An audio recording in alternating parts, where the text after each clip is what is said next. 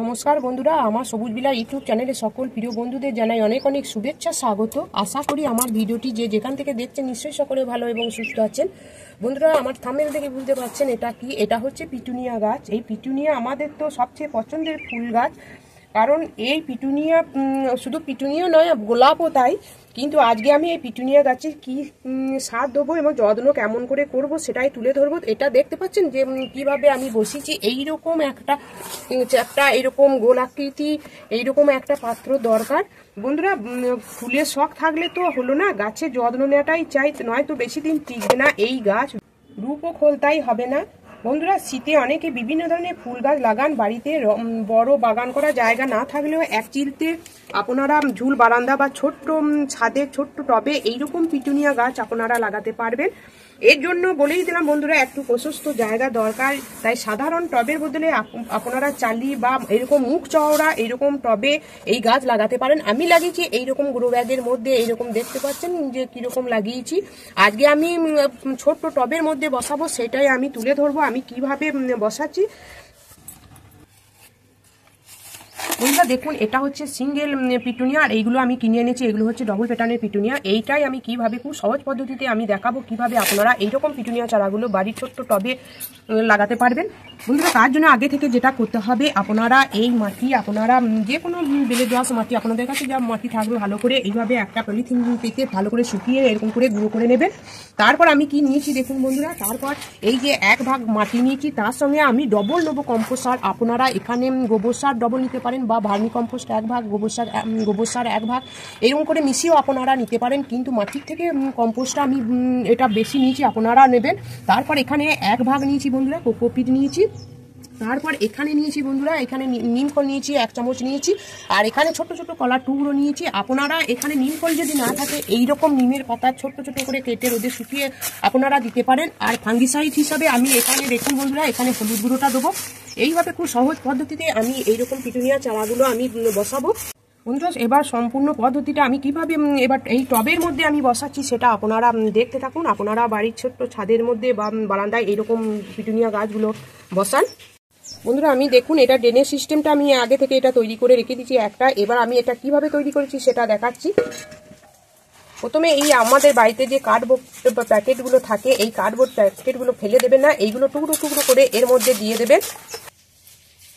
আপনাদের কাছে যদি নুড়ি কাকড় বালি থাকে সেটাও দিতে পারেন। আমি এটা শর্ট পদ্ধতিতে দেখাচ্ছি, আপনারা এটা করবেন। এর উপরে আমি কোকোপিট দিয়ে দিলাম, তাতে ড্রেনেজ সিস্টেমটা খুব ভালো থাকবে আর জল একদম গাছের গোড়ায় বসবে না। এবার আমি মেশানোর পদ্ধতিটা আপনাদের সামনে তুলে ধরছি, আপনারা কিভাবে এই মাটিটা মেশাবেন দেখুন। আমি এইবার এই মাটি, এই কম্পোস্ট সার আর এই যে কোকোপিট একসঙ্গে মিশিয়ে নেব।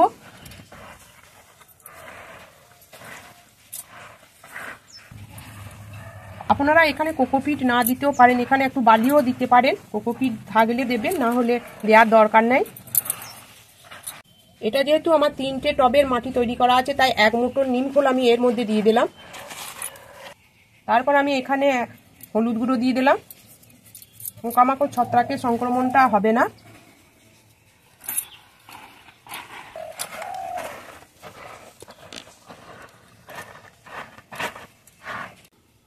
এবার মাটি তৈরি, আমি এর মধ্যে কিছুটা মাটি দিয়ে দিলাম অল্প করে। তারপর এই প্যাকেটগুলো আমি আলগা করে কেটে নেব।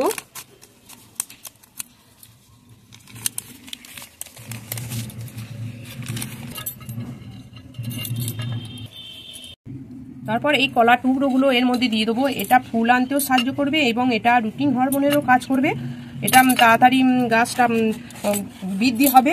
এই ঝুরঝুরে মাটিটা দিয়ে দেবো। পিটুনিয়া গাছের জন্য অবশ্যই আপনারা এরকম ঝুরঝুরে মাটি নেবেন।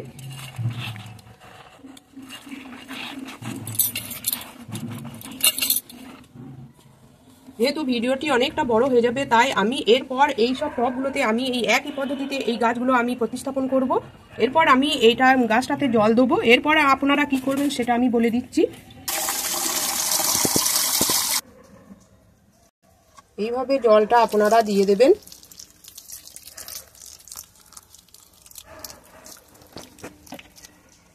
তার গাছ বসানোর দিন 10 ছায়ায় রাখবেন। ছায়া বলতে সরাসরি সূর্যের আলো নয়, যেখানে হালকা রোদ আসে সেই রকম জায়গায় আপনারা রাখবেন।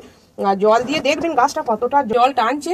একদিন জল দেওয়ার পর মাটি ভিজে থাকলে পরদিন আবার যেন জল দেবেন না, যখন সম্পূর্ণ শুকিয়ে যাবে তারপর জল দেবেন। দিন দশকের পর বন্ধুরা গাছ বাইরে বার করে বন্ধুরা 7-10 দিনে পচানো খোলে জল অল্প অল্প করে আপনারা গাছের গোড়ায় দিয়ে দেবেন। তবে খলের পরিমাণ যেন বেশি না হয়, 15 দিন অন্তর দেবেন। মাটি শুকিয়ে গেলে তবেই দেবেন, জল দেবেন। আর ফেব্রুয়ারি পর্যন্ত এইভাবে যদি পরিচর্যা করেন তাহলে ফেব্রুয়ারি পর্যন্ত এই গাছটা টিকে যাবে, প্রচুর পরিমাণে ফুলও আসবে। এই ছিল আজকে আমার ভিডিও। তাই ভিডিওটি যদি ভালো লেগে থাকে তাহলে প্রচুর প্রচুর লাইক করবেন, কমেন্ট করবেন এবং সাবস্ক্রাইব করে আমার সবুজ ভিলার পাশে থাকবেন। আপনারা প্রচুর প্রচুর শীতের গাছ বসান, অন্য বন্ধুদেরও গাছ বসাতে উৎসাহিত করুন। আমি যে সহজ পদ্ধতিগুলো দেখাই সেই সহজ পদ্ধতিতে আপনারা গাছ বসান এবং কোনো খরচা ছাড়া বিনা খরচায় আমি এইরকম জৈব পদ্ধতিতে ছাদ বাগান করে থাকি এবং গাছগুলো তাতে আমার ভালো আছে এবং সুস্থ আছে। আপনারা ভালো থাকুন, সুস্থ থাকুন। ধন্যবাদ।